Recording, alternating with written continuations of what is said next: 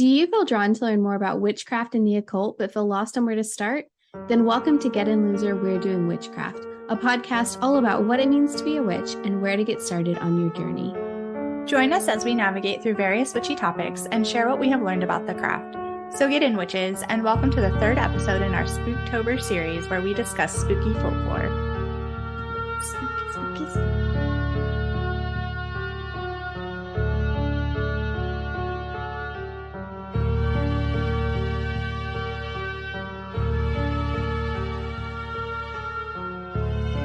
So itchy. I'm itchy too, and I have no reason to be itchy. Like, I don't have a tattoo. I just, maybe it's just dry skin. I don't know, because it is getting, unfortunately for you, it's getting colder here for me. But I know it's like 1,000 degrees there in Illinois. But yeah, I think maybe the high today keeps bumping up. Like, we're up to 97 for the high now. Gross. It was 94 when we first got on. So just in like this hour, it's gone up to now 97 as a high. Yeah. I don't like that. No. It's just stupid. It's so close to October. Why is it so it's hot? Fall. I know. Anthony's always like, the first day of fall is not until the 22nd. Fall comes on my birthday. Stop trying to end summer. But it's the witches' Thanksgiving today, Anthony, so stop. Literally, I need to figure out. Well, we're doing like trifecta right now, so we don't really have like food to make because we just pop these foods in. But I need to see if he wants like some kind of special food for his birthday tomorrow. Yeah. Maybe make him an apple pie. He loves apple pie. You should. Yeah. I think I'm going to try and do like a Maybon celebration this weekend for us, just because it's hard whenever these like Sabbaths fall on a weekday, especially like with kids and work. I mean, I'm not working, but Mike's working and then trying to get prepped for this PCS and stuff. So it would be a lot easier to do some witchy things on the weekend. So that's the plan. We're doing like Oktoberfest this weekend, but I feel like, we researched and recorded and did this like however long ago, weeks ago. So it was like, I thought about it and then I'm like, and brain dump for the next like series of things that we're doing. And yesterday, like literally yesterday, I was like, oh, fuck.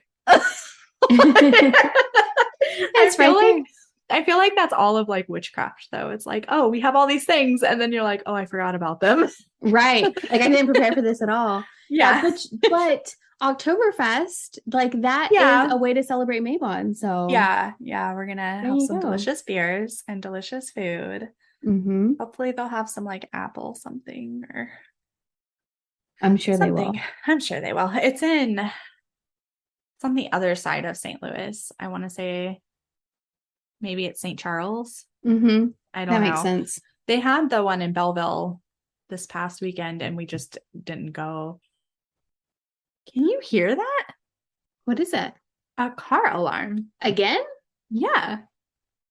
It's very aggressive. Let me look out my window. Let me be a nosy neighbor. I don't see anything, but it's still going. Hopefully it doesn't like come through on the thing. I don't hear anything. So okay. I'll just be like, maybe. Yeah. My cats are being whiny. My dog might come in here because she's a puppy and someone's car alarm is going off. Welcome to episode 34. Where we still don't have our shit together. But it's not even our fault. It's everybody else's fault. Literally. And my children have been screaming downstairs, so it's fine. And you had like a whole army of people. Yeah, they're gone now. Thank God. I was like, what is happening? And people were cheering and hooting. Like, there's just a horde of people running at me. And I'm dead. Yeah, this is what I get for having my blinds open while recording. I mean, it's necessary. It is. We need some natural light, okay? It's like never sunny in the UK. I need that vitamin D. Literally. So yeah, what are we talking about today? The creepy cryptids. Yes. I love like folklore and lore and mythology. Cryptids is probably like one of my favorite topics to read. I'm not like one of those like, oh my God, like crazy conspiracy people, but I love the stories behind cryptids because they're always so funny. They are. It's just like the most random shit. And people are like, absolutely, this thing came and looked in my eyes. And you're like, oh, what? Right? Like, what were you on? Because I wondered. But then also you're questioning, like, is this a for real thing? Like, right? Could this be true? Throughout this episode, I'm going to talk about some facts that are like, all right, people. Like there was like a poll. I have it under, we talk about Bigfoot in a little bit, but there's a poll that was taken in like a pretty, like, not a huge percentage, but like more than I think I would have thought being the percentage of people that believed Bigfoot was real. Yeah. Like, I feel like when I think of cryptids, I'm like, sure, they probably could be real. There's a lot of stuff that we don't know. Mm-hmm. You know, they're like finding shit in the bottom of the ocean kind of thing. And there's probably shit that hides from explorers, you know, that we haven't seen. Yeah. But the amount of people that without a doubt, they were like, absolutely, Bigfoot is real. And I'm like, wow, that's surprising. It's really surprising because most people shun that kind of stuff anyways. Mm-hmm. So. Sorry, I needed a drink. My throat got dry and I was about to cough. And I was like, we can't have that. So most people probably already know, but of course, I'm just adding the definition because just in case. We have to. Yeah. So by definition, a cryptid is an animal that's been claimed to exist, but has not been proven to exist. So like Bigfoot. And then like most people will know a handful, but doing this research, did you come across pages of like cryptids? Yes. There's like hundreds of them. Mm-hmm. I know that there's a lot, but I just didn't realize how many. I was like trying to count on one page that had like, it was supposed to be an all-inclusive, like all like end all be all, every cryptid listed. I got to like 250 and still had way too many to count. And I was like, there's more than 100. Yeah. 100 plus. Yeah. So there are hundreds of cryptids that are claimed to exist, some of which are very well known and have been like used in movies and TV shows or in books and games. Like you've at least heard of one of these, at the very least one. So some of the more commonly known ones, the Loch Ness Monster, which I feel like probably everyone knows this one. Yeah. She's also known as Nessie. It's what Jacob nicknames Bella's daughter. You named my daughter the Loch Ness Monster? All I could think of when I was writing that out. So the first modern sighting is dated to be in August of 1933. And Nessie sightings are of a long-necked dinosaur-esque creature swimming in the water, and it's named after the lake Loch Ness in Scotland's Highlands, where it's believed to have originated and live. And another one, which I don't think a lot of people are familiar with the name, but they will have seen this all over Facebook. For a while, everybody was sharing this picture of this fucking huge bat. But the ahul is a winged cryptid found in Indonesia, and it's said to have the face of a chimpanzee mixed with a bat. And that sounds terrifying. Okay. It's a bat pansy. Yeah. A bansy. A bansy. And it has large wings, but they're like bat wings, but they're like huge, and gray fur. It was first spotted supposedly in 1925 by a Dr. Ernest Bartels. He was a naturalist who was exploring a waterfall in the mountains of Indonesia. And he saw it again in like 1927, supposedly, while lying in his bed inside of his thatched house in Indonesia. And this is closely related to the orang bati, which is another flying cryptid that again resembles a huge freaking bat that is said to go around snatching up children and eating them. So, yeah. But the name orang bati means man with wings. So that big ass bat that you see like doctored up on Facebook that's supposed to be in the Philippines, that's like supposedly this dude. But it makes you wonder, like, so this guy was out, where did you say he's exploring somewhere? Mm-hmm. In Indonesia. It makes you wonder if he came across like something like maybe a poisonous plant or a hallucinogenic plant, because like I know I'm talking about Mothman kind of in bulk later, but the area in Point Pleasant where Mothman is seen, there's like an old nuclear power plant there that's like abandoned. There's like a old military testing site that's abandoned. It makes you wonder, like, so these tend to be in areas like that, or like in weird, just kind of like areas where there's nothing. It makes you wonder if these people have like, I don't know, come across something that's making them hallucinate, and that's why they're seeing these things. You know what? Feel like that might be the case in this situation, especially.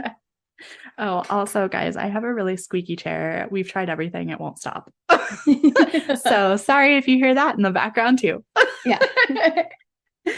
Next, we have Sasquatch. Most people have probably heard Sasquatch, but you probably know him more as Bigfoot. Some of the earliest known documentation of Bigfoot sightings go as far back as the 16th century.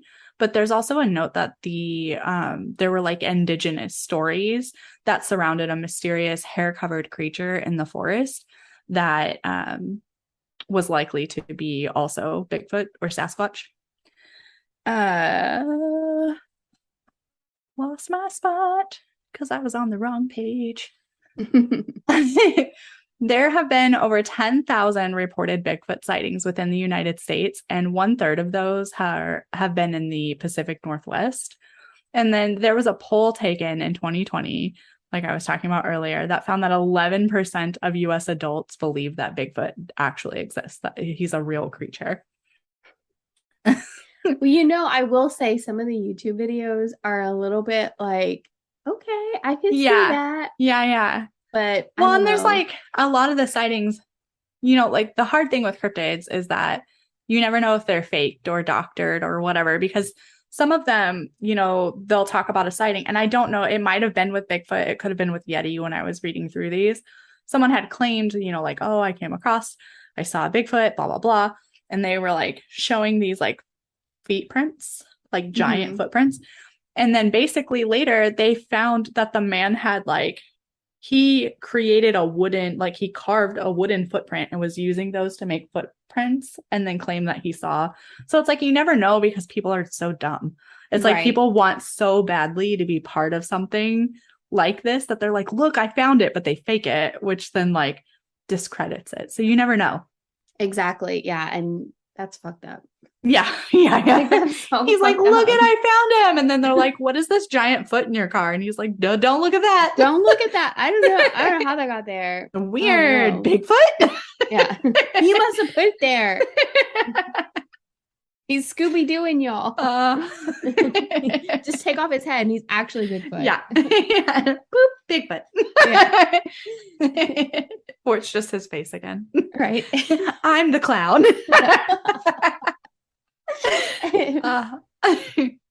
So the next one that, I mean, I'm not sure if this is like internationally known, but at least in America, everybody has heard about the Jersey Devil. Oh, yeah, I was gonna say, I know the Jersey Devil. Not personally, but not personally. Yeah. So for those who don't know about the Jersey Devil, he appears as with the head of a goat, hooves of a horse, and wings of a bat. And the body structure of the Jersey Devil is said to be a biped, so kind of like a kangaroo. And he's known for its terrifying screech. So that's great. But there's a lot of contradictions to its history, but it's most often traced back to 1735 to the Leeds family. So the legend states that Mother Leeds had 12 children, and she didn't want any more because she couldn't afford it. So when she became pregnant again, she cursed the child, saying it was of the devil. And then, yeah, which wonderful. Well, and it was what, the 13th child? Yes. Yeah. Wow. Yeah. Rude. Rude. Mm-hmm.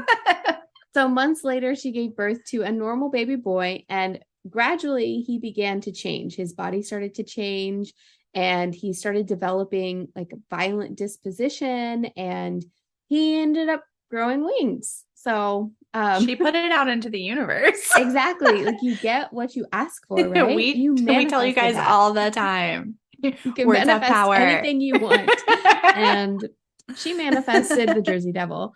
Wow. So when his wings were fully grown, he assaulted his family and then fled through the chimney into the forest. And it said that he haunts the forest where he lived even to today. So there were sightings throughout the 1700s, and in 1820, Joseph Bonaparte, which is Napoleon Bonaparte's older brother. I don't know what the hell he was doing in America. I don't know that much about American history, apparently, but he saw it while he was hunting. And so, but he didn't catch it or anything. And throughout time, it's been linked to livestock deaths. And in the 1900s, residents were getting so fed up with the livestock deaths that multiple times schools were closed so that there could be a manhunt to find it. And even in the 1960s, they offered a reward to capture the beast dead or alive of like $10,000 in the 1960s, which I'm sure was like a shit ton of money. Yeah. But nothing was ever found. And now it's just this big urban legend that he still exists. This also makes me wonder how big, like, have chimneys gotten smaller over the years? Right. Because you see this a lot. Like this one, when he was full grown, attacks his family, flies out the chimney. Mm-hmm. You see like worries about Mothman flying in and out of chimneys, or, you know, like. Right. Like, I wonder if it's like Santa Claus, you know, like those cartoon versions of Santa Claus where like the Santa Claus? Yes. Where it's like, and it gets really small. And then when it comes out of the chimney, it's like full size. Yeah. Or like they sprinkle magic and the chimney grows. Right. Yeah. So the Jersey Devil's like blows this magic dust into the chimney and it grows. Yeah. It's cloven hoof. Yeah. But then because it has the head of a goat, is it like,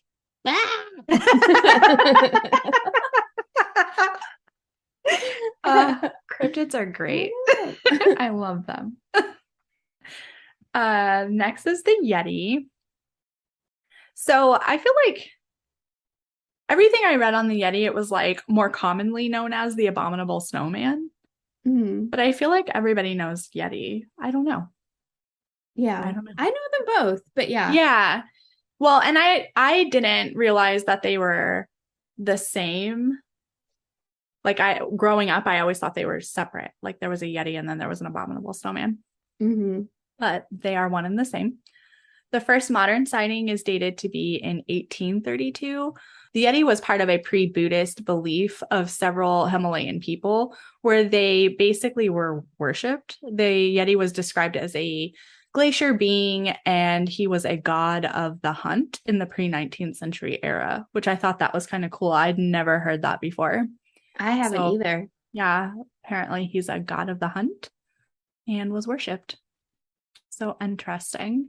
Sightings of the Yeti increased in the 20th century, and on November 30th, 1959, the American Embassy in Nepal actually released a document that outlined official regulations for Yeti hunters, which I thought was just hilarious.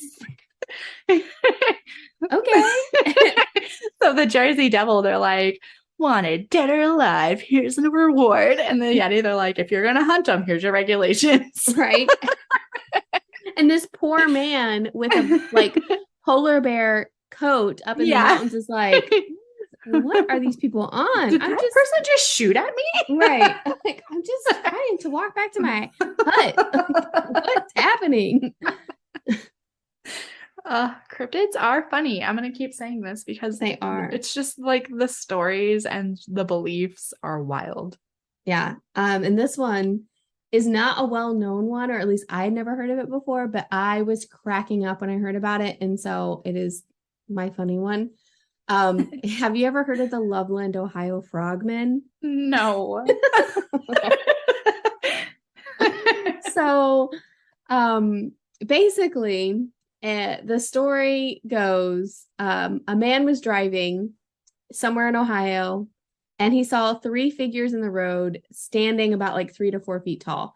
and they were stood upright. He knew, like, from looking at them, that they weren't people.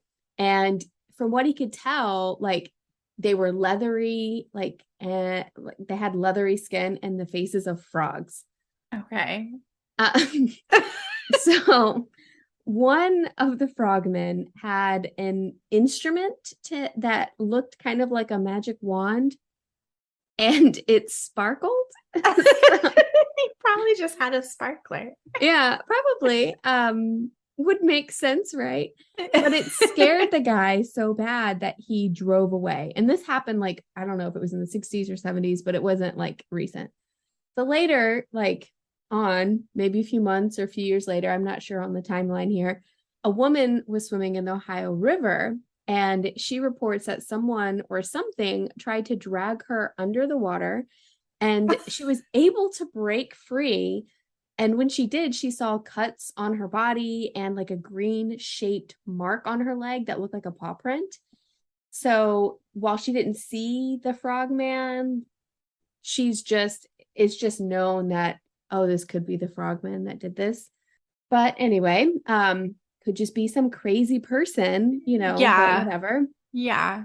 And then in 1972, a police officer was driving around the area around like 1 a.m. and an unknown creature ran by his car. And at first he thought it was a dog. So he got out to investigate and saw a lizard-like creature who, when noticed, the creature stood up erect on, like, instead of on 4 feet, like on 2 feet, and then jumped over the guardrail. And then a short time later, another police officer, so like this first police officer goes back and is like, you will not believe what I just saw. Well, this other police officer was driving around this area and saw a frog / lizardy type creature, and he couldn't believe it. He's just like, oh my God, this is the creature. So he got out and he shot it, and he put it in his trunk and takes it back to the station to show the first police officer. And you know what it was? It was an iguana with a missing fucking tail. Not a frogman, an iguana with a missing tail. So somebody's fucking iguana got out. I don't know. And scared people. They do. Yeah. They'll run on 2 feet. We used to have pet iguanas because they'll stand up on their back feet and like run like little creeps. Yeah. And that poor iguana, he's probably just trying to live his best life, maybe even trying to find his home. Yeah. And he just gets shot for no reason. But for being the frogman. Yeah. Even he's like, I was just celebrating the 4th of July with a sparkler and some man freaked out. Yeah.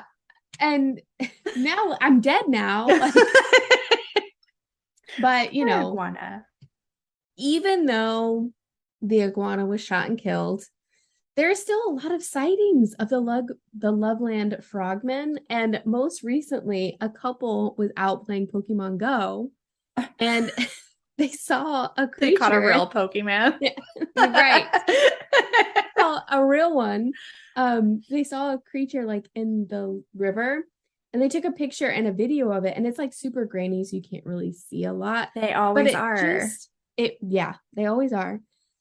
And it was like dark too, but all you see is this like large like lump thing that looks like it could be a frog's head and 2 big glowing eyes. So who knows what it is? Could it be the frogman? Could it be another iguana? What if there's just a pack of iguanas? Yeah, living their best life in where was this? Ohio. In Ohio. Where iguanas live. Right. That's our natural habitat, is Ohio. Okay, this one, I don't know how well known it is to everyone, but we grew up with this one, the Chupacabra. Oh yeah. Okay, we grew up in Southern California, so Chupacabra was like a scary nighttime story. So the literal translation of Chupacabra means goat sucker. And the first modern sighting is dated to be in March of 1995. So this is like a new-ish cryptid, right? So this happened in Puerto Rico, and it caused the mayor of, I was going to look this up, Canovanas? Sounds fine to me. That's what I'm going to go with. It caused the mayor of Canovanas, Puerto Rico, to form an armed posse of 200 people and a caged goat in an attempt to catch the Chupacabra that was slaughtering animals and draining them of their blood. Like, basically, it was killing people's livestock and draining them of their blood.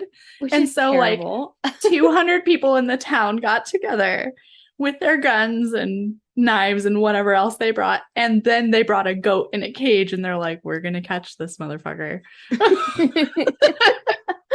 It's just so funny to me. The physical description of the Chupacabra varies, like, from story to story, but they're said to attack and drink the blood of livestock, including goats, which is where they get their name. With sightings occurring from as far north as Maine and as far south as Chile, as well as in Russia and in the Philippines. And then often coyotes and raccoons that have mange are misidentified as being El Chupacabra. That's a really big area. Yeah. To travel. Yeah. So, like, maybe it is a mangy dog. Like, do you remember, like, these being in the news in the 90s? Okay. Yeah. Like, it was very normal in California, like, especially Southern California, that it was like, oh, the Chupacabra is going to get you. Yeah. So when I was trying to think of, like, which ones I wanted to, like, briefly cover for the most well-known, I was like, clearly the Chupacabra has to be in there. Yeah. Has to be. So that was just a short introduction to just some more well-known cryptids, but we are going to both give you a long description, a long dive into two more. Yes, yeah. So we are going to cover Mothman and the Banshee. So, which are both great ones to cover in length. In my personal opinion. Two of our favorite ones. So yes, I love me some Mothman stuff. It's so funny. Mostly because it's like, is he a moth? Is he a man? Who knows? I think he's an owl. Like, yeah. It's like, backstory makes no sense. No, and it's crazy. So I'll start with the Mothman. The appearance of the Mothman is, like I said, like, he's often thought of as being either part moth or part man. He is almost always described as having, like, glowing red eyes, massive wings, being really tall, and just, like, of a humanoid stature. Mothman is commonly described as being a bipedal, winged humanoid whose appearance is more of a large humanoid owl than it is a moth. And the colors vary between black, gray, and brown, but are always noted as darker shades. The height of Mothman is reported to be approximately 7 feet tall, with a wingspan that ranges between 10 and 15 feet, sometimes more depending on who's telling the story. And the height does sometimes vary too from sighting to sighting, but it's always been no less than 5 and no greater than 8 feet explained. Mothman is said to have the ability to fly over 100 miles per hour with a flight pattern that is often described as straight up like a helicopter, in quotes. That was in, like, multiple things. Everybody was like, straight up like a helicopter. And I'm like, I don't know visual if they just mean, like, he, like, darts, like, straight up and then, like, flies like a helicopter, or if they're just like, straight up a helicopter, bro. Like, I have so many questions because, like, do his wings, are they like in a circle like a helicopter plane, or is it just like, and then he just, like, that's the other thing, because I don't know if I included this in my notes, but in a lot of the stuff that I read, they talk about how his wings don't actually, like, flap when he's flying. Like, he literally just shoots up into the air and then starts soaring like a glide.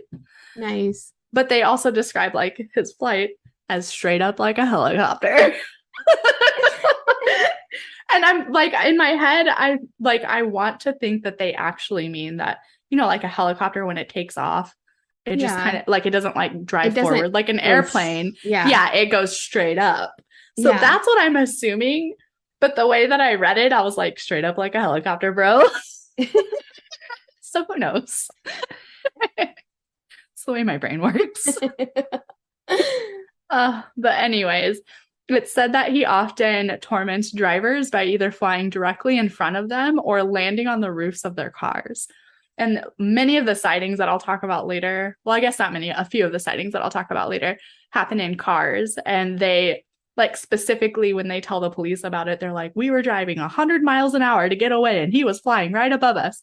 So, like, that's how they get that he goes 100 miles an hour. Is because people were like, no, I was driving 100 miles an hour and there he was.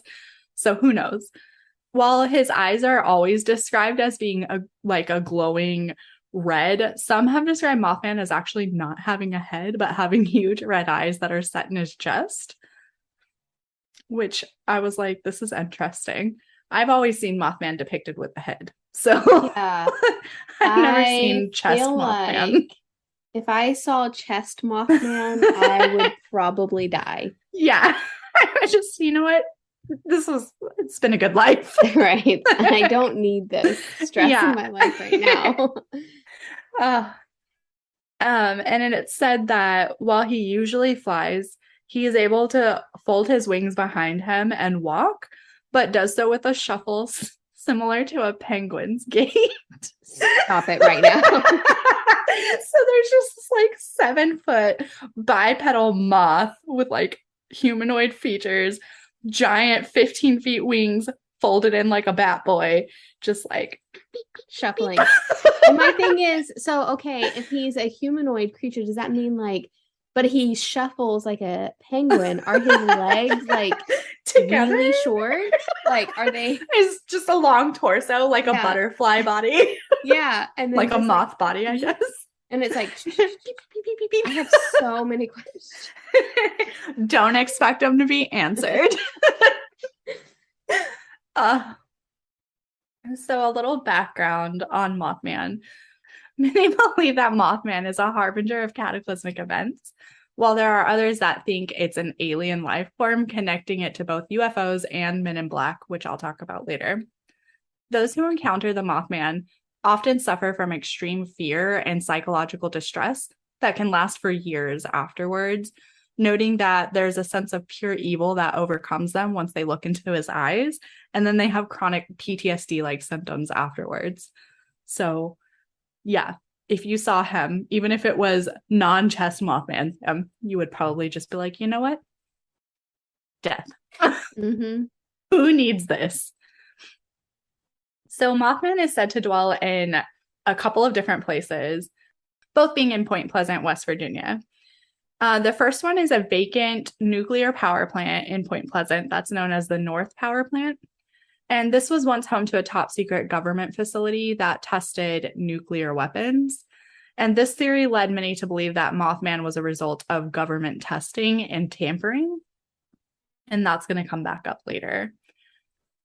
And then the other is an area that's known as the TNT area in Point Pleasant. And this is basically just a row of World War II era bunkers that are just kind of out in the middle of nowhere. They're known as some of the more infamous Mothman sighting areas. And this area was secluded and it became a dumping ground, as well as an area that teenagers would sneak off to. But it's well known to locals that this is the place where like Mothman usually hides or lives. Many people that reported sightings from within their cars usually came from people driving near the TNT area. And then it said that basically Mothman would appear and chase them back into city limits. And they always said like, oh, I was driving 100 miles an hour trying to get away, like telling the police. So that's where they're just like, oh, he clearly he flies that fast. So he has to. The town of Point Pleasant also has a dark history with the indigenous peoples of the land. So like way back in the day, there was a Shawnee tribe in Point Pleasant, and their chieftain was named Chief Cornstalk. And the military, like basically a war breaks out, and Chief Cornstalk barters a peace treaty with the military. And later, he and his son like go to do a diplomatic visit on the military base, and they shoot and kill both of them and force the Shawnee people off the land. like de-weaponize them and everything. And it's said that when they killed him, like on his dying breath, he cursed the land of Point Pleasant for 200 years. And many believe that this curse came to life in the form of the Mothman. The townspeople actually wrote a play. This is really gross. So they wrote a play about this whole incident, but making it seem like Chief Cornstalk and the Shawnee tribe were like bad and that they had to do these to save the people of Point Pleasant. Like they had to kill him. And they like had the little kids like perform this play in school every year. And they would like reenact killing Chief Cornstalk and him cursing the land and then Mothman being born. Why? Yeah, because white people. White people are the worst. What the fuck? Yeah. Yeah. So they just like basically made the Shawnee tribe out to be savages, and like the military came in to protect the people of Point Pleasant. And then that's why we have Mothman now. Yeah. And then this like particular curse and Mothman have also been tied to 4 incidents that the Ohio Valley River flooded. And these floods, like they were just blamed on the curse essentially. But then they also tie Mothman to them in a way that like with Mothman, it's usually said that you see him and then after like X amount of sightings, something really bad happens. So they tied it to these floodings. So for sightings, there are a lot. I am going to talk about a lot, but there are like a bajillion more that I could have added. So there's been like countless sightings of the Mothman in the United States, with the most famous sightings always occurring in West Virginia and near Point Pleasant, or some in Ohio too, because it's like Point Pleasant is right on the border of Ohio and West Virginia, I guess, or like the river goes through both. I don't remember exactly how they described it, but so basically the Point Pleasant Register started reporting sightings of Mothman in 1966. So the first documented sighting was November 12th of 1966. And it was said that 5 men were in a cemetery. Sometimes this changes. Some stories tell it as only 4 men. I don't think the amount of men matters, but it was something that was like noted by one person that I watched on YouTube talking about it, like how this story particular always changes. But the story that I'm going with is the 5 men were in a cemetery and they were prepping a grave for burial when they saw something like in the tree. Like they heard something, they look over, there's a tree line, they see like the red eyes, and then something just like lifts off from the trees and like takes off in flight. So they reported that it was a brown winged creature that was humanoid and definitely not a bird. That's actually in the quotes of the paper. Gave it away? It's definitely not a bird. So on November 15th of 1966, 2 separate couples reported having been chased by a black figure with a 10-foot wingspan and glowing red eyes while driving their cars. The next day, the Point Pleasant Register published a story with the headline, "Couple see man-sized bird creature? Something?" It's the literal headline and it made me laugh. And then Mothman was later dubbed anonymously in an Ohio newspaper. And so like once that got published, it was just from there on out, this is Mothman. So on December 15th, 1967, the Silver Bridge collapses. So basically, the traffic lights in town went down, causing traffic on the 40-year-old Silver Bridge to like back up, and then the bridge collapses into the river and it killed 46 people. There were 70 cars in total on the bridge at the time, and residents of Point Pleasant watched as cars and Christmas gifts just floated down the river. They were like not able to do anything. Oh so like God, the river is just terrible. Like right. So all like 70 cars fall into this river basically, and there's like search boats like trying to navigate through and hopefully find alive people, but mostly they just found dead bodies. And then there's just like watching as like people's Christmas presents are floating down the Ohio River. And it was with this one, it was said that like you can actually look up pictures of this. Personally, like I looked through a lot of these pictures last night. Someone reported seeing Mothman on the bridge right before the collapse, but it really does just look like a piece of the bridge, like a piece of metal or something like at the top. Because again, it's grainy. You can't really, make out what it is, but it doesn't look like a Mothman. Mm-hmm. It looks like a little like corner of something sticking out. So basically, they say they saw that. Everyone's trying to figure out, like what happened with this bridge. And then because someone said it, they were like, oh, it was because of Mothman and this curse. Then there was a man named Merle Partridge. So Merle stated that he and his wife were basically watching TV at home when their dog started barking. And then he heard a loud scream coming from outside at the same time that their TV just explodes, like shatters the TV glass all over the living room. So he gets up and goes outside, and his dog is still like going crazy. He looks over in this field, and he says he sees two like orbs of red light just circling each other in the field, and his dog takes off, and he keeps calling his dog, trying to get him to come back. The dog won't come back. The orbs like float off into the sky and disappear. And then he's like, that was weird. And he just goes back inside of his house and like helps his wife clean up. And then they never see the dog again. Yeah, it's gonna be a big ass no. Right? A big absolutely no. Not. For me, also, you're on your own, Gizmo, if you chase him after coming, because I'm not coming. Nix, you better keep your ass on this house. Right, yeah, because I'm sorry, babe. Then Connie Carpenter, I forget what day Merle Partridge's sighting was, but basically like shortly after Merle Partridge sees this whole thing go down and his TV explodes. On Sunday, November 27th in 1966, a woman by the name of Connie Carpenter encountered the Mothman in broad daylight.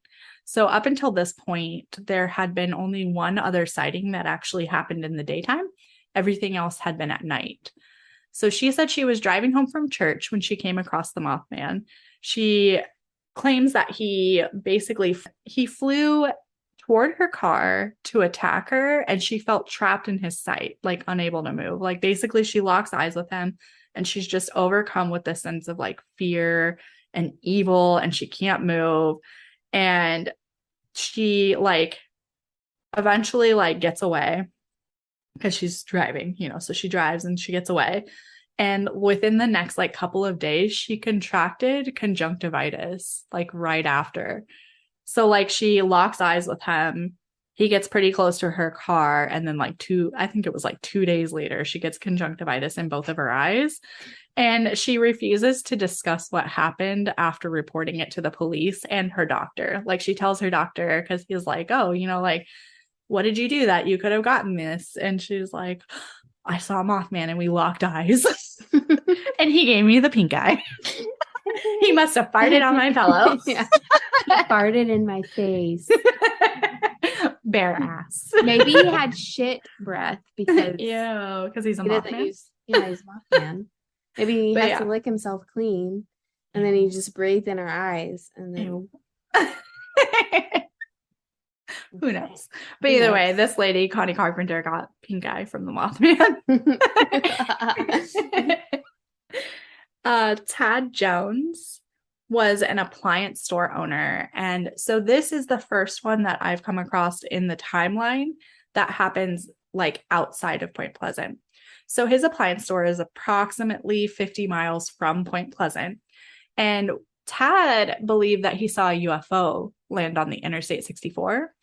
And then he tells people, like, I was driving, this UFO fucking lands right in front of me on the highway, like on the interstate, and like tells his story, tells the police. The next morning, he wakes up and there's a note on his door, and it says, this is like verbatim quotes, "We know what you have seen and we know that you have talked. You better keep your mouth shut." Yeah. But he never claimed it was Mothman. Tad Jones always stated that it was a UFO. In December, 5 pilots at the Gallipolis. I looked this up. I hate this one. Gallipolis. Gallipolis. I want to say Gallipolis. Me too. I'm like, right. I don't know how to say that. I had looked it up and like listened to people pronounce it. So in December, 5 pilots at the Gallipolis airport saw what they're calling, in quotes, an airplane-sized bird swerving above the airport that they believed to be the Mothman. Conspiracy theorists have linked Mothman to Chernobyl, stating that there were sightings before the disaster as well as to 9/11, and 55 Mothman sightings occurred in Chicago from 2011 to 2017.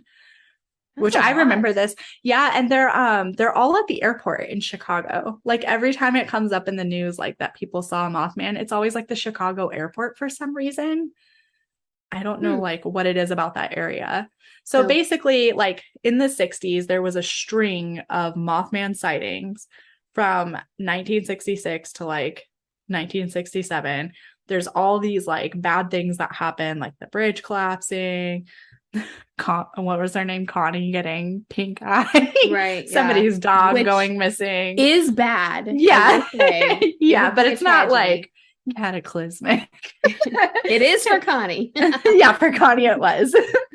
But yeah, so like there was an entire year that just like this happens and happens and happens, and then like it goes quiet for a while, and then from then on out it's like bad events in that area especially, they're like Mothman 100%. Has to be. And then you'll have like a bunch of people come forward and be like, I saw the Mothman.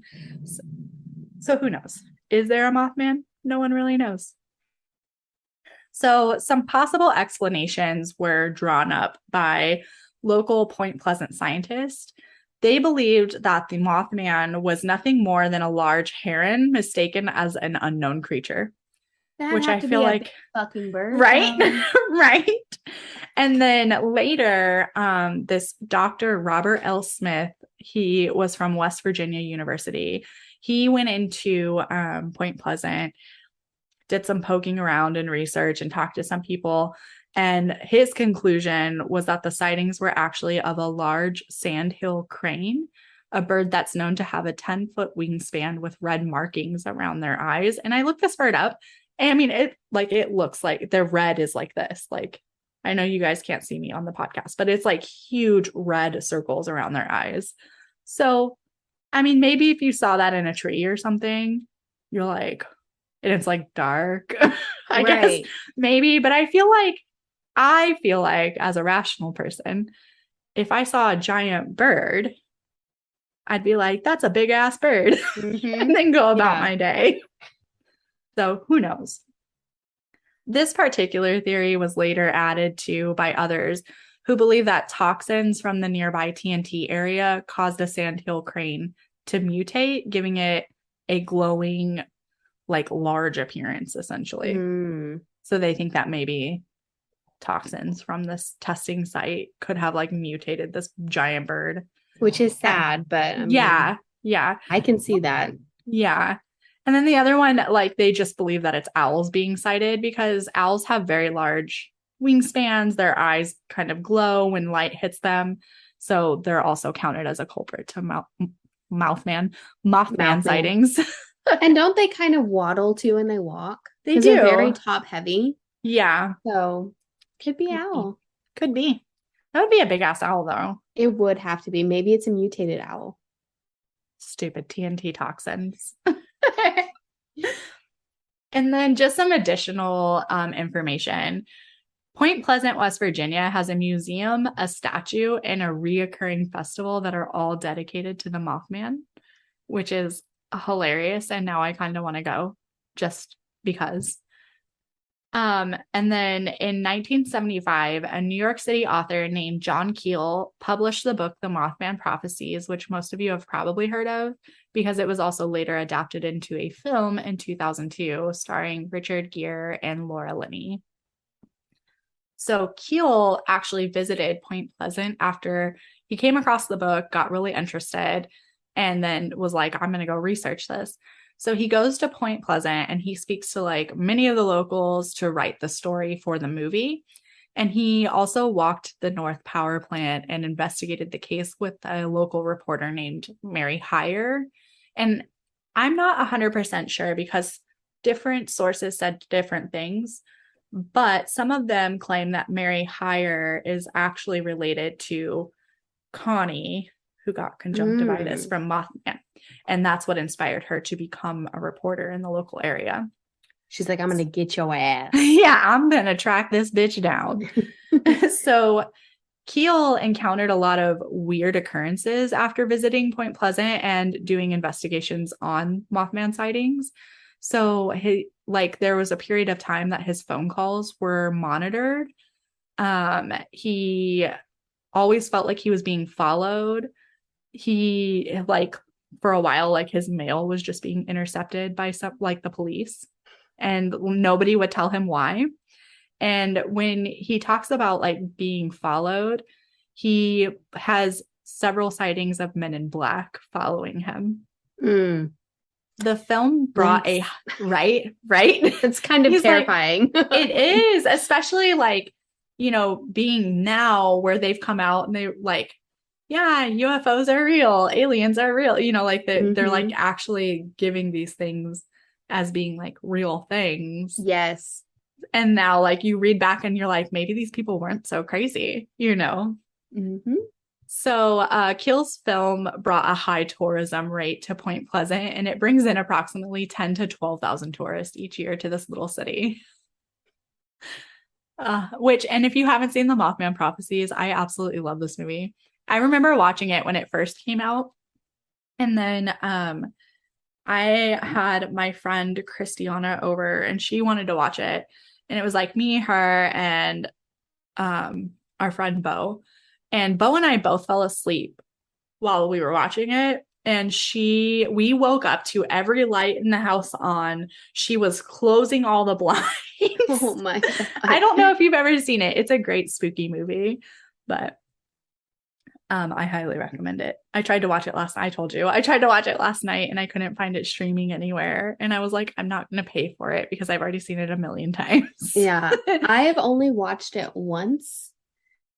And that was in the movie theaters when it came out. Yeah. And I don't even remember much of the movie because behind us, I just remember my crush at the time, this came out when I was in junior high.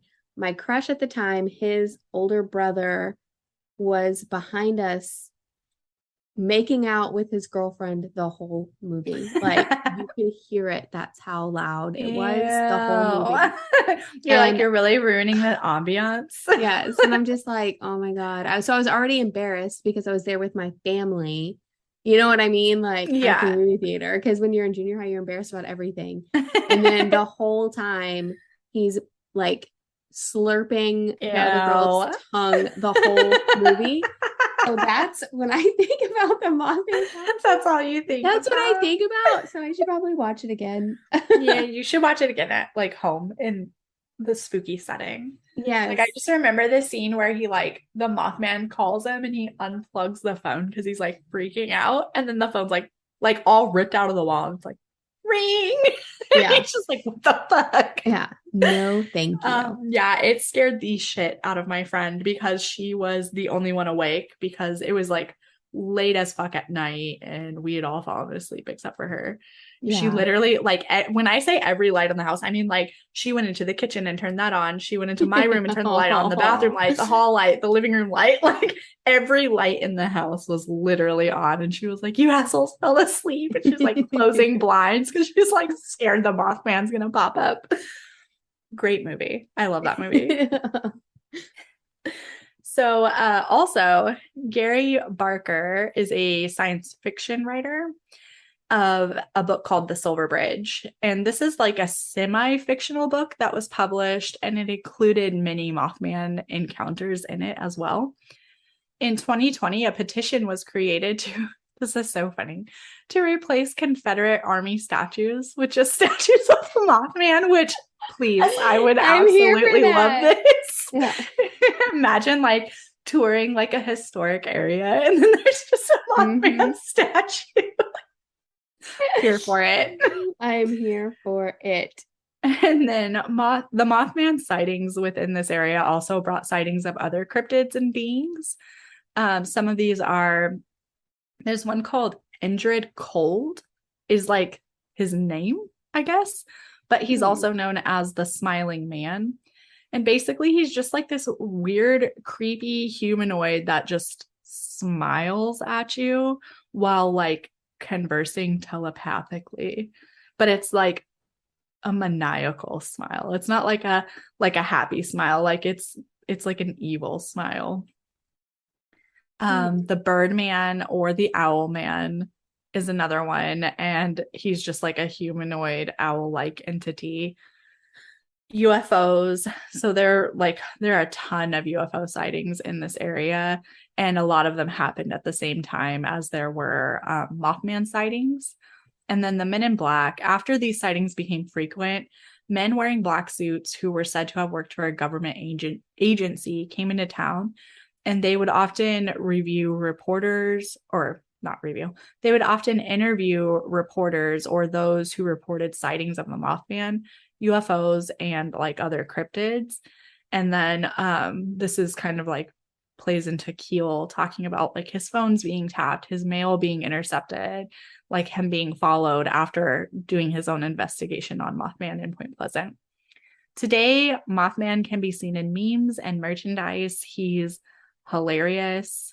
I absolutely love him. I have the cutest little Mothman, like it's the ladies thing is called like Clay Me Cuties or something like that. She makes these cute like little clay creatures, and Mothman was one of them this year at the Geekcraft Expo. So Jen and I, of course, had to buy one. Yeah. She also had the Loch Ness Monster and Bigfoot. Cute. They were so precious. But yeah. Also, one of my favorite coffees is the Red Eye Mothman blend by Spring Hill Jack. I only bought it because it was Mothman and Last Podcast on the Left, and it is actually a fantastic coffee. So now we buy it regularly. Nice. I'll have to check that out. Always It's down really for a good coffee. Yeah. No, it's a really good, like, bold coffee. I love it. So that's Mothman. That's Mothman. And what have we learned? Don't look directly in his eyes or you will get pink eye. You'll get pink eye. And even if you drive 100 miles an hour, he'll be right there. Mm-hmm. Right there. And if there's a bridge and there's a bunch of people on it, maybe don't get on it. Yeah. Yeah. And especially if you see him, maybe just lock yourself in your house, because that means something bad's going to happen. Yes. Yeah. Lock your doors. Yeah. Have you seen there's like people that get like Mothman tattoos? And there's one that has it's a stripper pole, and it's like a spicy Mothman stripping on the pole, like doing a strip routine. I think I've seen that.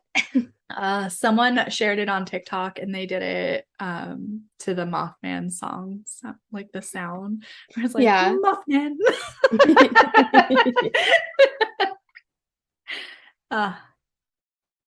Love a good cryptid story.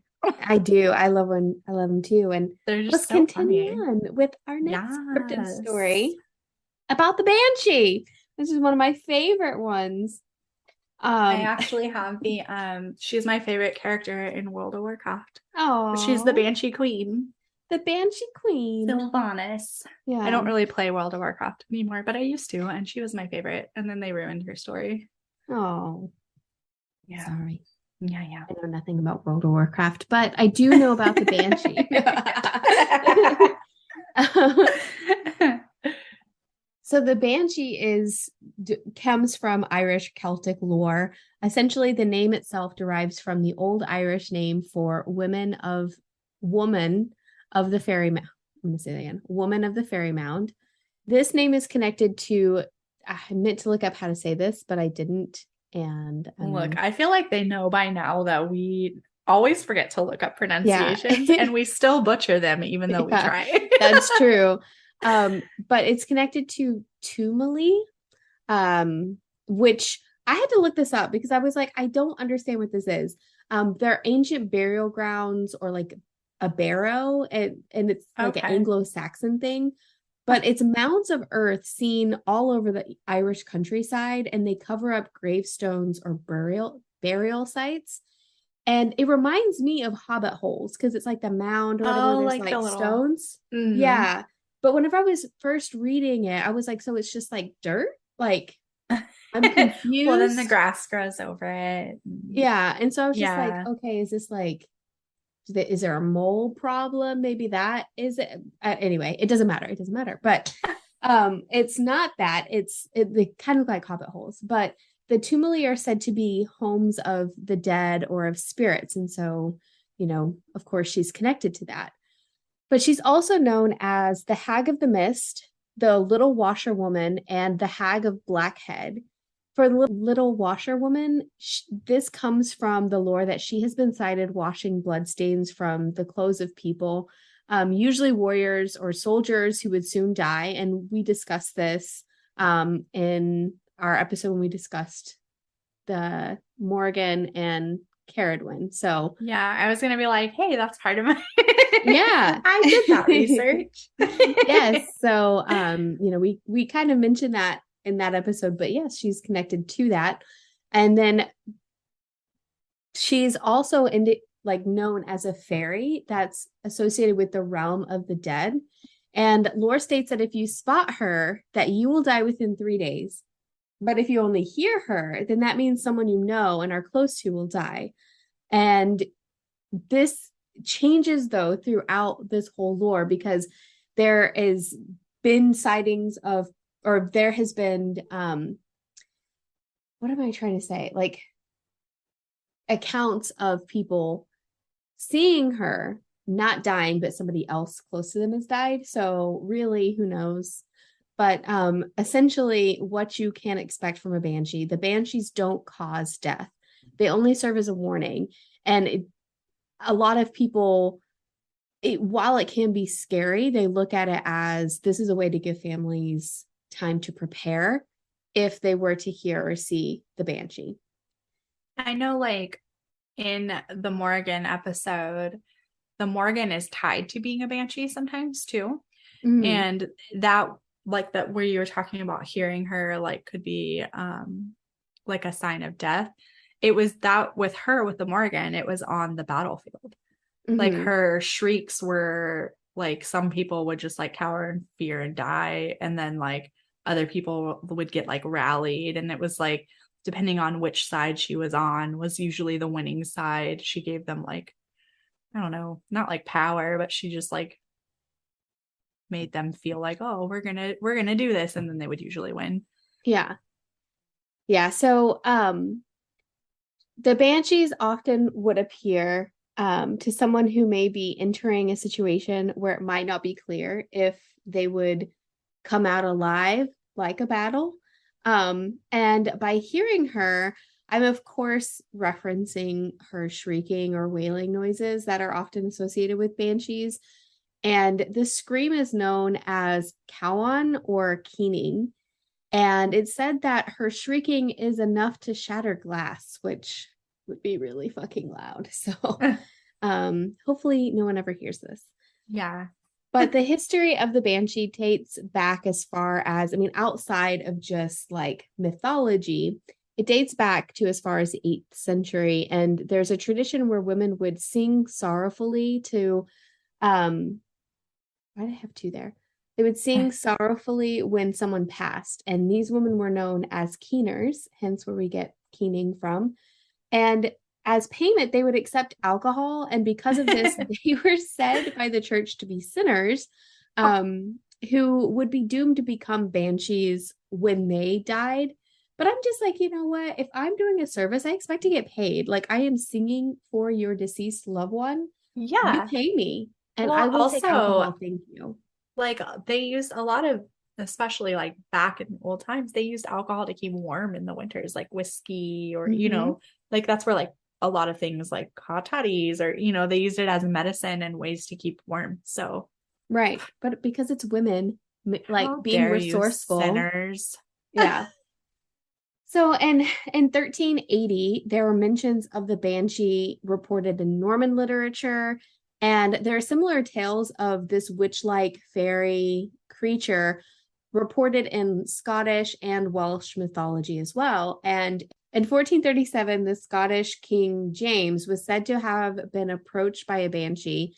Some say it was disguised as an Irish seer, but either way, they didn't scream at him. This banshee just foretold his assassination at the hands of the Duke of Athol, who eventually trapped King James in a sewer tunnel where he was fatally injured and probably died of like sepsis or something disgusting, gross. Which is really gross. Yeah. And in Scotland, Cuignac, I looked this one up, so just FYI. Similar to the Banshee, she's described as a woman in green who is seen attempting to wash a shroud, and that signifies that a death is coming. However, in Scottish lore, the Cuignac can be stopped if you stand between her and the river she is going to wash her shroud in. I'm just saying, if I saw that, I don't care. I don't want anything to do with this. I didn't see anything. I don't want to have any part of this. Didn't see anything. I am not standing in front of this mythical cryptid while she's trying to wash a shroud. That's just me though. No, you stay dirty. Get out of here. Yeah. Bye. So, the appearance of the Banshee really just depends on which mythology you read. But Irish lore states that each family, some Irish lore dictates that each family has their own Banshee, which would make sense since there are different forms in which she's appeared. But she's often seen in one of three forms, again, hearkening back to the Morrigan and even just the triple goddess. She can be seen as a young maiden, and this is known to lure people in with her singing, much like a siren, and often she's depicted with red hair. She's also depicted as a full-figured matron with silver hair and a silver dress, or as a crone with red eyes and a green dress with long white hair. And some have even reported a headless woman, naked from the waist up, carrying a bowl of blood. What is with the headless cryptids? They're like, there's this Mothman with giant eyes, but his eyes are not in his head because he doesn't have one. They're in his chest. Yeah. And this one, she's just carrying a bowl of blood. She's headless, naked from the waist up, but she's screaming? How? Where's the scream coming from? Also from her chest. Yeah. The bowl? I don't know. Her butt? I'm not sure. And she's also seen as an old woman covering her face with a veil, dressed all in black. So really, like I said, it just depends on which lore you're reading. Some people have seen her many different ways. But most commonly, she's reported to be wearing a gray cloak, and her eyes are, when she has eyes, are usually red due to weeping. So those who report seeing the Banshee as a young, beautiful woman often report that instead of a terrifying shriek, she instead sings a beautiful but sorrow-filled song. And these Banshees are often believed to have strong familial ties with the family that they're connected to. And so the song is usually heard a few days before a loved one passes to prepare them that a loved one is going to pass. But on the flip side, the screaming Banshee that we are all familiar with, the legend here is that the Banshees were once women who had a strong reason to hate their families, and they appear to be frightening and filled with hatred.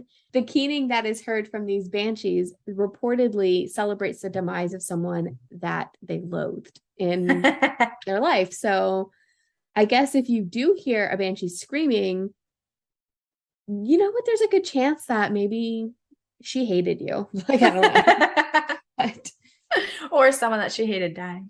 Yeah. She's like, fuck yeah. Yeah. And then with the Banshee, there's tales of soldiers abandoning their posts because they heard the wailing of a Banshee, and they were terrified because they didn't want to die. But of course, many of the soldiers who abandoned their posts would either be killed by their own armies for desertion, killed by their enemies while trying to flee, or even killed by the elements if they were trying to hide and they didn't know where they were and they were lost. So this only fueled the legend surrounding the Banshees. But there are other legends connected to the Banshee. So outside of the reports of familial Banshees, there's a lore that dictates that she is the ghost of a young girl who suffered a brutal death, and that her spirit remains to warn others that a violent death is imminent. I actually like this one. I don't like that there's like this lore that this young girl died a very violent death, but the fact that she's like warning other people, yeah, I like that part. Another legend warns that some banshees take pleasure out of taking life and they actively seek out victims and wail at them to the point the person either commits suicide or goes insane. I'm just imagining you're just like, fucking stop, please. Please stop. Like, come on. And she's just like, not until you kill yourself. That sounds like the worst. Yeah. And if several banshees are seen at once, it's said that a great person or a holy person has died. I don't believe that one because like it goes back to like Celtic lore, like that predates Christianity. Why would they give a shit? You know what I mean? And then if you see a banshee combing her hair with a silver comb, it's recommended that you don't touch the comb because you might be whisked away to the spirit realm. And I mean, obviously you die. So wow. Yeah. She's like, don't touch my fucking comb. Right. I wasn't fucking done using it. Thank you. Straight to death. Yeah. And while banshees are largely believed to be legend, there are still occurrences of banshee sightings and hearing a banshee cry, even like to today. And so I wanted to leave off with a story that I found, which I thought was pretty intriguing. But in 2014, someone heard what they thought was a cat call, and then the sound kind of morphed into a shrill scream that seemed to be getting closer and closer to the person who was witnessing it, and it was just getting louder and louder. The person said that they even saw a woman standing out in the open with her head back, screaming so loud it was hurting the person's ears. And this person was indoors at the time. So they were looking at this person from the window. Yeah. And so the police were called, but they couldn't find anyone around, and nobody in the area reported hearing anything. And so the police actually suggested to the person that maybe what they saw was a banshee.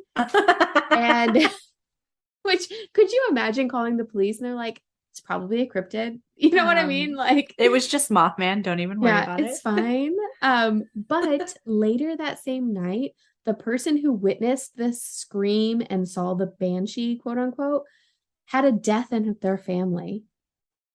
So wow. Bum, bum, bum. Interesting. I will say though, like I remember as a kid, and again, who knows, it could have been like cats.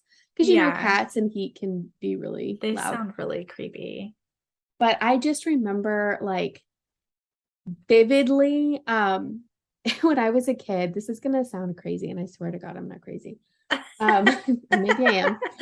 But I remember like waking up. I was in, I think, 4th grade at the time. Like I was really young. I remember waking up because I kept hearing like a noise in our kitchen, and it was the lights were all out. I couldn't figure out what was going on, and I was so scared. I didn't know what the noise was in our kitchen though.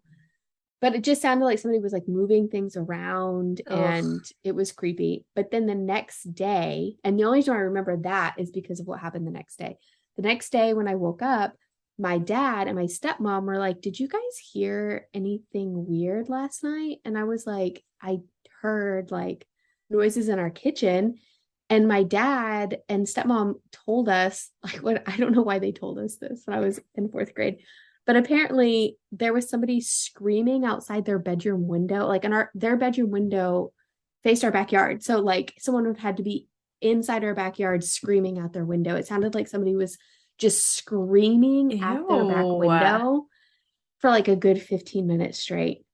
And they thought it was a banshee, and they were too afraid to look out the window because they didn't want to die. I'm the first one that's like, what's going on out here? Yeah. Shut the fuck up. Literally, the car alarm was going off before we started recording. And I was like, hold on, I need to go be a nosy neighbor. Yes. Yeah, but they were like so freaked out by it. And the fact that like, so yeah, somebody could have been screaming outside their bedroom window, but I didn't even hear it. And I was awake. But you heard noises in the kitchen. Mm-hmm. That's gross. Yeah. That is creepy. Creepy. Who knows? Could it have been a banshee? I don't know. But I do know that shortly after that, my stepmom's brother passed away. So. Ew. Mm-hmm. Could have been Mothman. Could have been Mothman. I'm just saying. Who knows? Maybe it was a frogman. Frogman. We don't know.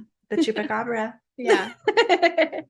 He was half goat. I'm just kidding. It is funny how a lot of these cryptids have little things like that connect them, like being, bringing death or like cataclysmic events when you see them, or pink eye.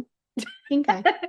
Which eye. would be cataclysmic for me, because it just reminds me too of that girl. Is she on your TikTok For You page? The girl with the sty, that Australian girl? You sent me some and I was like, no. I am invested in this story, but there is like, that just reminded me of the sty girl. And I'm just like, I couldn't imagine dealing with that. I'm invested in this Adam Levine drama. It is so good. It is so good.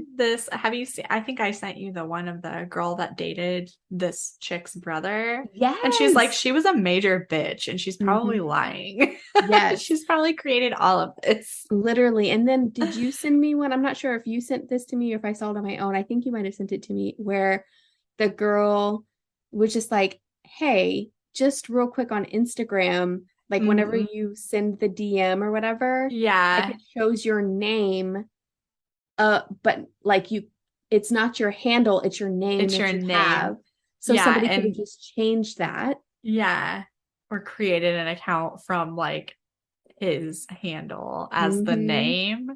I do think he's cheated on his wife multiple times, but I wonder if the name, like, I want to name my kid after you, was a fake message. Yeah. I think it was based off of that particular TikTok where she had like several people message her to check. And I was like, I didn't even think about that. Yeah, I never would have. Like, who would have thought about that? I'm glad she did, though. And she investigated that. Yeah. What a crazy pants. What a crazy pants. I mean, you know what? It doesn't surprise. I just, it's like one of those people you just kind of know are sleazy, but you don't know why they're sleazy. Like, he's sleazy.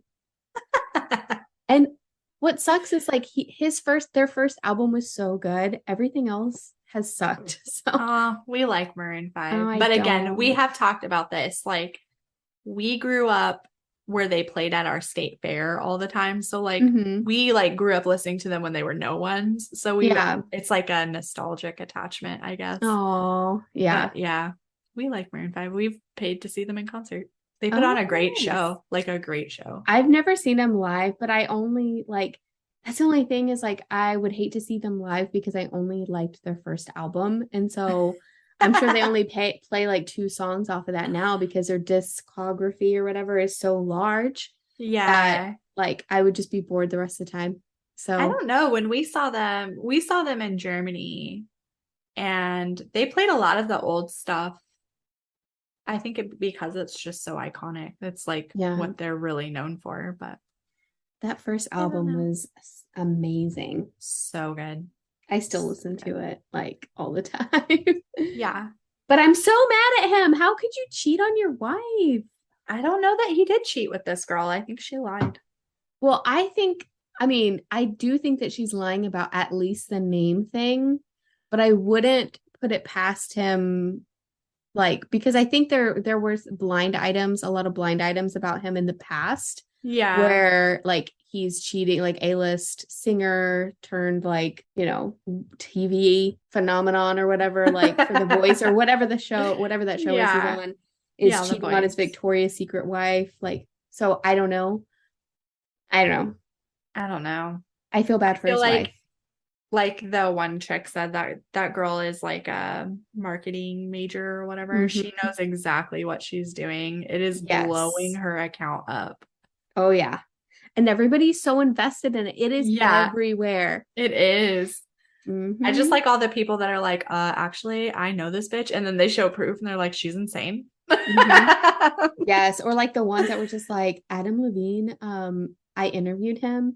And he didn't DM me, and that's how I knew I was ugly. Yeah. Those ones say there was like 5 in a row that I saw that were like that. Like one time I had an interview and they show like a picture of them interviewing and they're like, he never sent me any messages. So that's how I knew I was not attractive. Right. So pretty funny.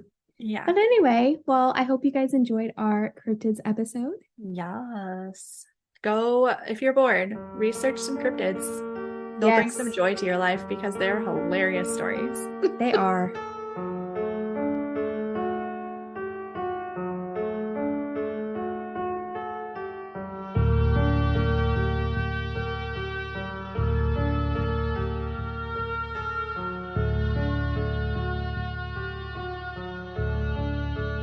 That's it for this episode of Get In Loser, We're Doing Witchcraft. You can find our source material for this episode linked in the show notes.